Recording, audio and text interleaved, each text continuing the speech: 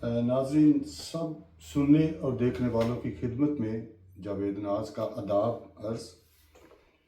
तो एक और वीडियो मैंने एक आपके लिए बनाई है, जिसमें मैं एक पोएम आपकी नज़र करूँगा। तो इसमें भी हर एक को अपनी अपनी बेटी के जज्बात इसमें नज़र आएंगे कि हर बाप ये देखेगा कि उसकी बेटी उसे कितना याद करती है, कितना प्यार करती है। जब बाप बेटी से दूर होता है, थोड़ी देर के लिए दूर होता है या कुछ वक्त के लिए दूर होता है, तो सुनिएगा।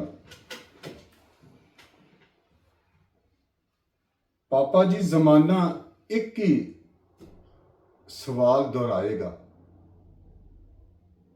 पापा जी जमाना एक ही सवाल दोहरावेगा, तेरा बाबल कदों घर आवेगा। पापा जी जमाना एक ही सवाल दोहरावेगा, तेरा बाबल कदों घर आवेगा।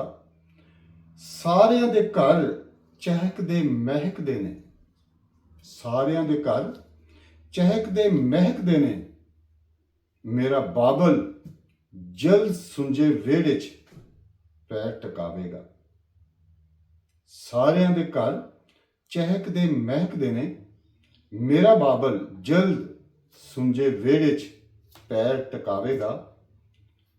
मैं दुआ करनी आ दिन रात, मैं दुआ करनी आ दिन रात, मेरा खुदा उडीका नू मुकावेगा। मैं दुआ करनी आ दिन रात, मेरा खुदा उडीका नू मुकावेगा। इस घर भी खुशियां आउणगियां,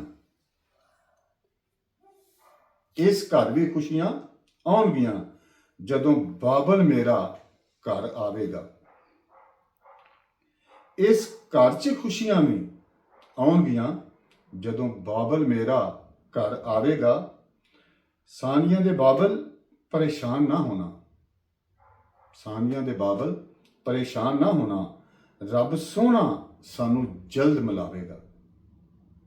तो नाजरीन, मिलेंगे अब अगली वीडियो।